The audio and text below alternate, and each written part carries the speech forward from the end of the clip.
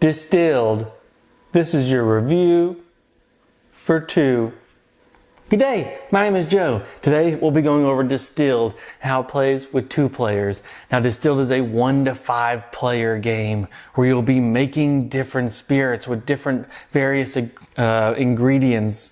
You'll be scoring some distillery goals, winning some spirit awards, and hopefully by the end of 7 rounds you have the most points, and whoever does wins the game. So see a little bit more how to play.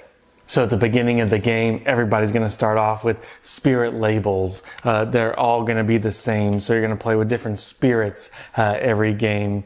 And everybody's going to get like their master distiller, the person that, is the brains behind the operation, who's going to have their own signature label you're going to create throughout the game. But the game flow is pretty simple. You go from market to distill to sell to age, and you do that 7 times. So in the market phase, you're going to have some money you'll be able to use for the turn. There's this basic market row that you can buy 2 cards from, and then there's these upgrade cards, these better ingredient cards, and some of these items. The upgrades are going to give you long-term benefits. The ingredients that you're going to put in, well, they're going to cost you a little bit more, but they're going to be, just a little bit more special. They're going to give you a little bit more money and possibly victory points when you put them in your spirits.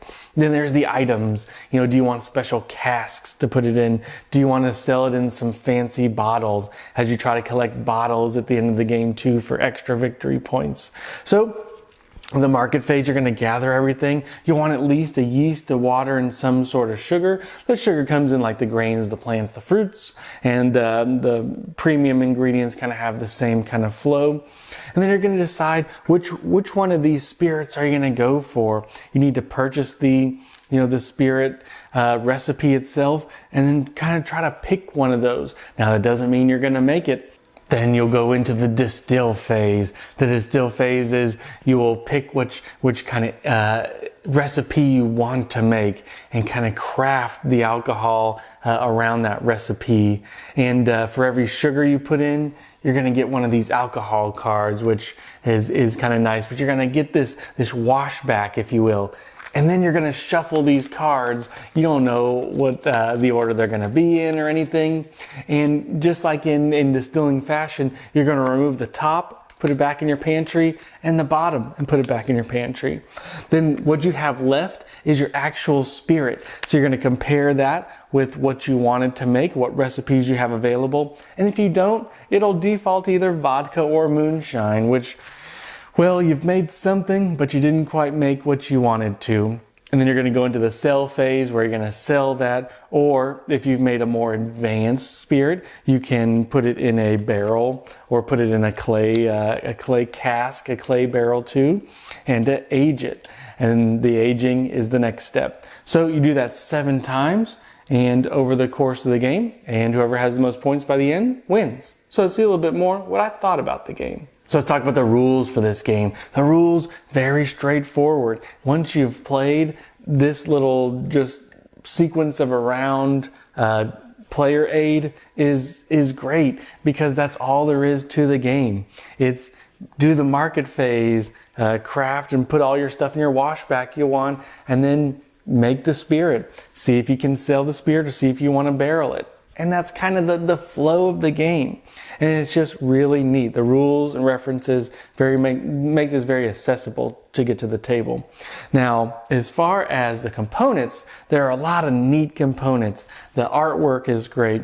Moving the round marker, the barrel token is great. The spirit labels, just everything in this is really high quality components. And I really like that about this game. Let's talk about setup and table size. This is kind of the one mark to it. The setup for this game, there's just a lot of cards to get out. There's a lot of pre-game kind of setup, which is, it's not bad. There's just a lot to do from, getting the goals out to getting these out to laying out the cards.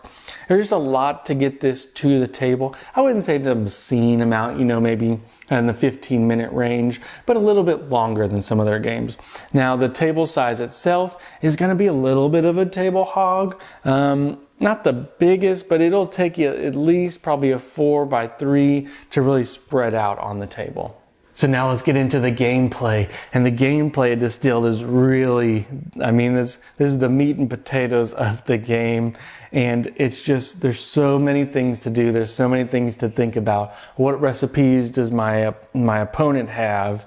Are there spirit labels that I still need?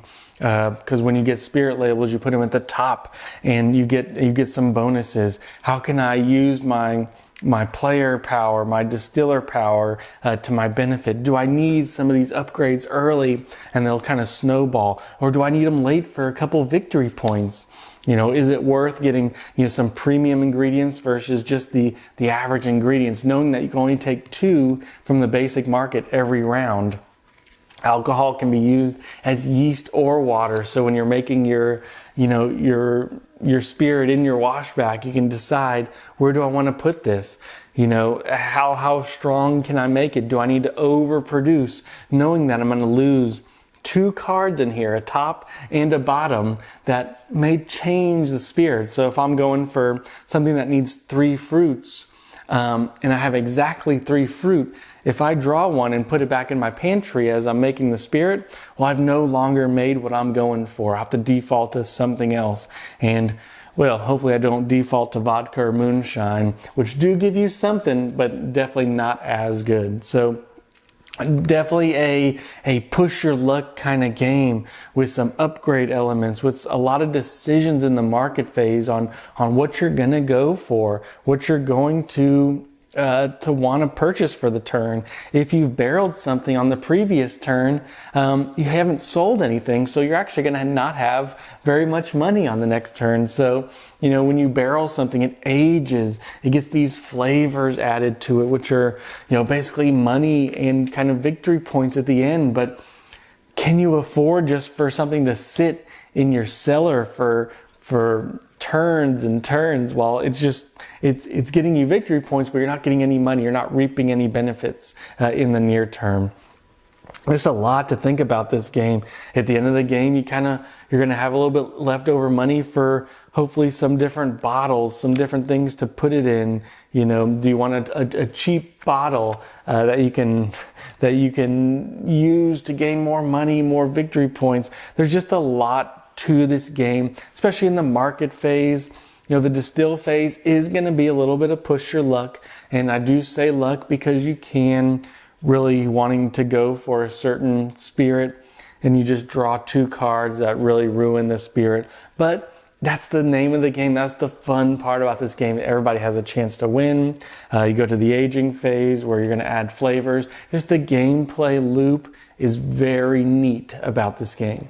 So is this game good for 2? And I do like this game for 2. One of the only maybe down points is if they also get the same recipe you have, you guys can both make one of that recipe, and then there's no more spirit labels for that recipe. So it kind of feels bad. Now you can still make that recipe, but you're not going to get the spirit label, which is kind of why you want to diversify a little bit, because these spirit labels can really give you some powerful benefits on, whether it's more money, taking some ingredients, getting a recipe for free.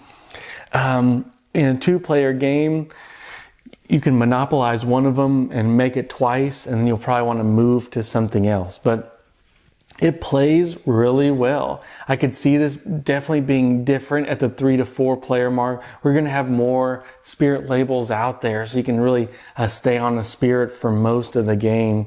Where in this one, you need to at least diversify a little bit, making sure you're trying to be the first one to these spirit awards. So a 2-player game, this is really nice. This is really fast. I like the simultaneous play in the middle part of the round in the cell and the aging phase and even the distilling phase. Most of the game is simultaneous, but the choice in the market phase just feels so good at this game. You really need to decide with your limited amount of money what you're going to go for and what you can do. So This is a good game. A little bit sprawling, a little bit longer setup time than I would like with 2. But the gameplay itself, the gameplay loop is really neat. It has a lot of replayability in the distiller powers and what cards you're going to see in the different varying setups of the recipe list. There's a lot going on with this game. I did borrow this from Paul from Dads and Dice. I'm glad I borrowed it, and I really like to play it. Does it need to be in a collection?